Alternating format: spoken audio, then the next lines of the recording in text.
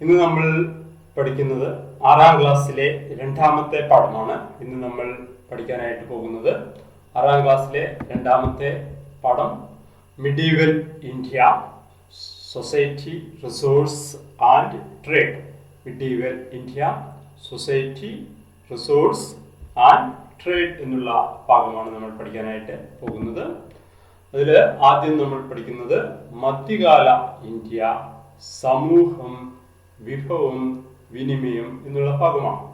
മധ്യകാല ഇന്ത്യയിലെ സമൂഹം, വിഭവം, വിനിമയം എന്നുള്ള പാഠമാണ് ഇന്ന് നമ്മൾ പഠിക്കാനായിട്ട് പോകുന്നത്. ഓക്കെ, അപ്പോൾ ആദ്യമായിട്ട് ഒരു കുറിപ്പ് നമുക്ക് കാണാനായിട്ട് സാധിക്കും. ആ കുറിപ്പിൽ പ്രകാരമാണ് പറയുന്നത്, ബാബർ നാമയിൽ എഴുതിയിരിക്കുന്ന കുറിപ്പാണ്. നമുക്കറിയാം, 1ാം പാഠത്തിൽ പഠിച്ചിട്ടുണ്ട്, മുഗൾ സാമ്രാജ്യത്തിന്റെ സ്ഥാപകനായിരുന്നു ബാബർ. ബാബറിന്റെ ഓർമ്മക്കുറിപ്പിൽ എന്താണ് പറയുന്നത്? ആ ബാബറിന്റെ ഓർമ്മക്കുറിപ്പിന്റെ പേരാണ് ബാബർ നാമ. നമുക്ക് സ്ക്രീനിൽ കാണാം. ഈ പ്രകാരം പറയുന്നു, Hindustan is A countries. It is reverse, forest, animals, plants, all diverse, wonderful land, compared to other entirely different. The mountains and deserts here are unique. The people, languages, rain and wind are Baburnama. ബാബർ നാമയിൽ ഇത്രയും കാര്യങ്ങളാണ് പറഞ്ഞിരിക്കുന്നത്. എന്താണ് ബാബർ നാമയിൽ പറഞ്ഞിരിക്കുന്ന കാര്യങ്ങൾ? ബാബർ ചക്രവർത്തിയുടെ ഓർമ്മക്കുറിപ്പിൽ പറഞ്ഞിരിക്കുന്ന കാര്യങ്ങൾ നമുക്കൊന്ന് ചിന്തിക്കാം. എന്താണ് ബാബർ നാമയിൽ പറഞ്ഞിരിക്കുന്ന കാര്യങ്ങൾ? ഹിന്ദുസ്ഥാൻ എന്നുള്ളത് അത്ഭുതം ഉളവാക്കുന്ന ഒരു ഭൂഭാഗമാണ്. മറ്റു രാജ്യങ്ങളുമായി താരതമ്യം ചെയ്യുമ്പോൾ അത് തികച്ചും വിഭിന്നമാണ്. ഇവിടുത്തെ പർവ്വതങ്ങൾ, നദികൾ, കാടുകൾ, മരുഭൂമികൾ എല്ലാം വ്യത്യസ്തമാണ്. ഇവിടുത്തെ മൃഗങ്ങൾ, ചെടികൾ, ജനങ്ങൾ, ഭാഷകൾ, മഴ, കാറ്റ് എല്ലാം വൈവിധ്യമാർന്നവയാണ്. ഇതാണ് ബാബർ നാമയിൽ പറഞ്ഞിരിക്കുന്നത്. ഇതിൽ നിന്ന് നമുക്ക് വേണ്ടത് എന്താണ്? അവിടെ പറഞ്ഞിരിക്കുന്നുണ്ട്, the description given above is taken from Baburnama, the memoir of the Mughal Emperor Babur. What information can you gather about India from it? ഈ ബാബർ നാമയിൽ നിന്ന് ഇന്ത്യയെ കുറിച്ചുള്ള ബാബറിന്റെ കുറിപ്പ് എന്ന് പറഞ്ഞാൽ ബാബർ ഇന്ത്യയെ കുറിച്ച് പറയുന്ന പ്രധാനപ്പെട്ട വിവരങ്ങൾ എന്തൊക്കെയാണ്, ഈ ഇന്ത്യയിൽ എന്തൊക്കെ ഉണ്ടായിരുന്നു എന്നാണ് നമുക്ക് ലഭിക്കുന്നത്. Okay, what information can you gather about India from it? ഇതിൽ നിന്ന് എന്തൊക്കെയാണ് അദ്ദേഹം പറയുന്നത്? ആരെ? Babur. He speak about the diversity and resources of India. അദ്ദേഹം പറയുന്നുണ്ട്, he speak about the diversity and resources of India. ഇന്ത്യയിലെ ഡൈവേഴ്സിറ്റി, വൈവിധ്യങ്ങളെ കുറിച്ച് പറയുന്നുണ്ട്. റിസോഴ്സസ്, വിഭവങ്ങളെ കുറിച്ച് പറയുന്നുണ്ട്. It is this diversity and prosperity that attracted the foreign travellers to India during the medieval period. ഈ വൈവിധ്യങ്ങൾ ഒക്കെയാണ്, അല്ലെങ്കിൽ ഈ അഭിവൃദ്ധിയൊക്കെയാണ് ഫോറിൻ ട്രാവലേഴ്സിന് ഇന്ത്യയിലേക്ക് വരാനായിട്ടുള്ള കാരണം. ഓക്കെ, ഈ വൈവിധ്യമാർന്ന വസ്തുക്കളൊക്കെ കണ്ടുവന്നിട്ടാണ് ഫോറിൻ ആൾക്കാർ എന്ന് പറഞ്ഞാൽ വിദേശ രാജ്യത്തുള്ള വ്യാപാരികളൊക്കെ ഇന്ത്യയിലേക്ക് വന്നത്. ഏത് കാലഘട്ടത്തിൽ? മിഡീവൽ പീരീഡ്, മധ്യകാലഘട്ടത്തിൽ. ഓക്കെ, അടുത്തതായിട്ട് അൽബറൂനിയുടെ ഒരു കുറിപ്പാണ്. Alberuni, agriculture and artisanship. Agriculture and artisanship. For farming cereal and grazing cattle, land revenue and grazing tax were to be paid to the rulers. Similarly, tax was to be paid on income from trade.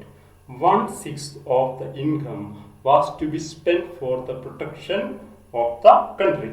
ഇതാണ് അൽബറൂനിയുടെ സഞ്ചാരക്കുറിപ്പ്. Okay, എന്താണ് അൽബറൂനിയുടെ സഞ്ചാരക്കുറിപ്പിൽ പറയുന്നത്? എന്താണ് അൽബറൂനിയുടെ സഞ്ചാരക്കുറിപ്പിൽ പറയുന്നത്? Heading എന്താണ്? കൃഷിയും കൈത്തൊഴിലും. Agriculture and ആർട്ടിസൻഷിപ്പ്, കൃഷിയും കൈത്തൊഴിലും. ധാന്യങ്ങൾ കൃഷി ചെയ്യുന്നതിനും കന്നുകാലികളെ മേയ്ക്കുന്നതിനും ഭരണാധികാരികൾക്ക് ഭൂമിക്കരവും മേച്ചിൽക്കരവും കൊടുക്കണമായിരുന്നു. എന്തൊക്കെയാണ്? കൃഷി ചെയ്യുന്നതിന് ഭൂമിക്കരം കൊടുക്കണം, കന്നുകാലികളെ മേയ്ക്കുന്നതിന് മേച്ചിൽക്കരം കൊടുക്കണം. ഇതുപോലെ തന്നെ കച്ചവട വരുമാനത്തിൽ നിന്ന് നികുതി അടക്കണം. വരുമാനത്തിന്റെ 1/6 നാടിന്റെ സംരക്ഷണത്തിനായി ഉപയോഗിക്കണം. അപ്പം 1/6 നികുതി. ഓക്കെ, വരുമാനത്തിന്റെ 1/6 നാടിന്റെ സംരക്ഷണത്തിന് വേണ്ടി വിനിയോഗിക്കണം. ഇത് മധ്യേഷ്യൻ സഞ്ചാരിയായ അൽബറൂനിയുടെ സഞ്ചാരക്കുറിപ്പിൽ നിന്നാണ് ഇവിടെ പറഞ്ഞിരിക്കുന്നത്. ഓക്കെ, അപ്പം അദ്ദേഹത്തിന്റെ വിവരണത്തിൽ നിന്ന് നമുക്ക് വേണ്ടി ചില കാര്യങ്ങൾ അത് എന്തൊക്കെയാണെന്നാണ് ഇനി പറയുന്നത്. What are the occupation and taxes mentioned in this description? നിങ്ങളുടെ സ്ക്രീനിൽ കാണാൻ ഒരു പട്ടിക കാണാം. ഇത് നമ്മൾ എന്ത് ചെയ്യുക, ഫിൽ ചെയ്യുക. ഏതൊക്കെയാണ് ഇവിടുത്തെ ഓക്കുപ്പേഷൻ, എന്തൊക്കെയാണ് ഇവിടുത്തെ ടാക്സ്. ഓക്കുപ്പേഷൻ ആൻഡ് ടാക്സ്, ഇതാണ് നമ്മൾ ചെയ്യേണ്ടത്. തൊഴിലുകൾ ഏത്, നികുതികൾ ഏത്. ഓക്കെ, അൽബറൂനിയുടെ സഞ്ചാരക്കുറിപ്പിൽ തൊഴിലുകൾ 3 ഉണ്ട്, നികുതികളും ഇതേപോലെ 3 ഉണ്ട്.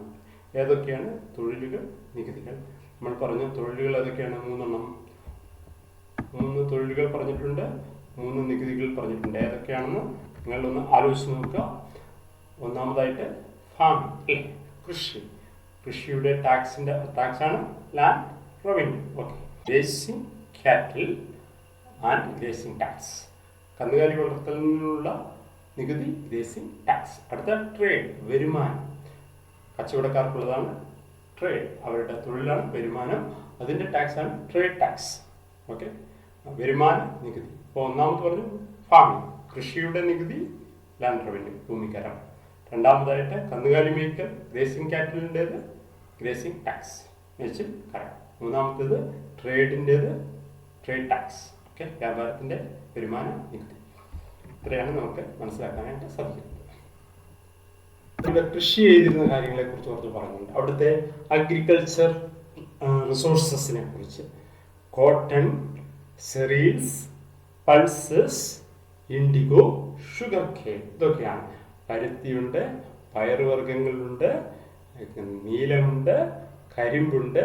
ഇതൊക്കെയാണ് അന്നത്തെ മധ്യകാലഘട്ടത്തിൽ കൃഷി ചെയ്തിരുന്ന വിഭവങ്ങൾ. Cotton, cereal, pulses, indigo, sugar cane. Okay, അടുത്തത് ഏറ്റവും പ്രധാനപ്പെട്ട ഒരു ഭാഗമാണ് latest steps taken by the rulers for the progress of agriculture. കാർഷിക പുരോഗതിക്ക് ഭരണാധികാരികൾ ചെയ്ത ചില കാര്യങ്ങളൊക്കെ. കാർഷിക പുരോഗതിയെ സഹായിക്കാനായി ഭരണാധികാരികൾ ചില കാര്യങ്ങൾ ചെയ്തു കൊടുത്തിരുന്നു. എന്തൊക്കെയാണ് കാർഷിക പുരോഗതിക്ക് വേണ്ടി ഭരണാധികാരികൾ ചെയ്തു കൊടുത്തത്? ഒന്ന്, അറേഞ്ച്ഡ് ഇറിഗേഷൻ ഫെസിലിറ്റീസ്. എന്താണ് അറേഞ്ച്ഡ് ഇറിഗേഷൻ ഫെസിലിറ്റീസ്? ജലസേചന സൗകര്യം ഒരുക്കി കൊടുത്തു. ഓക്കെ, തരിശുഭൂമിയിൽ ജലസേചന സൗകര്യം ഒരുക്കി കൊടുത്തു. ഓക്കെ, കൃഷി ചെയ്യുന്ന സ്ഥലത്തേക്ക് ജലം എത്തിച്ചു കൊടുക്കാനുള്ള കടമ ആര് നിർവഹിച്ചു? റൂളേഴ്സ്, ഭരണാധികാരികൾ നിർവഹിച്ചു. രണ്ടാമതായിട്ട് സപ്ലൈ സീഡ്സ്, വിത്തുകൾ വിതരണം ചെയ്തു. സപ്ലൈ സീഡ്സ്, വിത്തുകൾ വിതരണം ചെയ്തു. 3, ഗ്രാൻഡ് ടാക്സ് റിലാക്സേഷൻ. എന്താണ്? നികുതി ഇളവുകൾ നൽകി. 4, ഓണർഷിപ്പ് റൈറ്റ്. എന്താ ഓണർഷിപ്പ് റൈറ്റ്? ഭൂമിക്ക് ഉടമസ്ഥാവകാശം നൽകുക എന്ന് പറയും. ഉടമസ്ഥാവകാശം എന്ന് പറഞ്ഞാൽ തരിശു ഭൂമിയിൽ ഫസ്റ്റ് കൃഷി ചെയ്യുന്നവർക്ക് ഭൂമിയുടെ ഉടമസ്ഥാവകാശം നൽകി. അപ്പം ഫാമേഴ്സ് എന്ത് ചെയ്യും? പെട്ടെന്ന് കൃഷി ചെയ്യാനായിട്ട് തുടങ്ങും. അപ്പം ആദ്യം കൃഷി ചെയ്യുന്നവർക്ക് ആ ഭൂമി സൗജന്യമായിട്ട് രാജാവ് കൊടുക്കുകയാണ്. അതിന് പറയുന്ന പേരാണ് ഓണർഷിപ്പ് റൈറ്റ്. ഈ 4 steps taken by the rulers for the progress of agriculture. Okay, in the medieval period, the officers were given land as wages. This system is known as Iqta during the Sultanate period and Jagdari during the Mughal period. അക്കാലഘട്ടത്തിൽ ഉദ്യോഗസ്ഥർക്ക് വേതനമായി ഭൂമി പതിച്ചു കൊടുത്തിരുന്നു. എന്താണ് ഭൂമി? വേതനം എന്ന് പറഞ്ഞാൽ ശമ്പളം. ഉദ്യോഗസ്ഥർക്ക് വേതനമായിട്ട് ഭൂമി പതിച്ചു കൊടുത്തതിനെ പറയുന്ന പേരാണ് ഇഖ്ത ഡ്യൂറിങ് സൽത്തനത്ത് പീരീഡ്. സൽത്തനത്ത് കാലഘട്ടത്തിൽ ഇഖ്ത എന്ന് പറയും. മുഗൾ കാലഘട്ടത്തിൽ ജാഗിർദാരി എന്ന് പറയും. എന്താണ്? മുഗൾ കാലഘട്ടത്തിൽ പറയുന്ന പേരാണ് ജാഗിർദാരി. ഉദ്യോഗസ്ഥർക്ക് വേതനമായി ഭൂമി പതിച്ചു കൊടുത്തതിന് മുഗൾ കാലഘട്ടത്തിൽ ജാഗിർദാരി എന്ന് പറയുന്നു. ഓക്കെ, സൽത്തനത്ത് കാലഘട്ടത്തിൽ ഇഖ്ത എന്ന് പറയുന്നു. ഓക്കെ, ഇത്രയും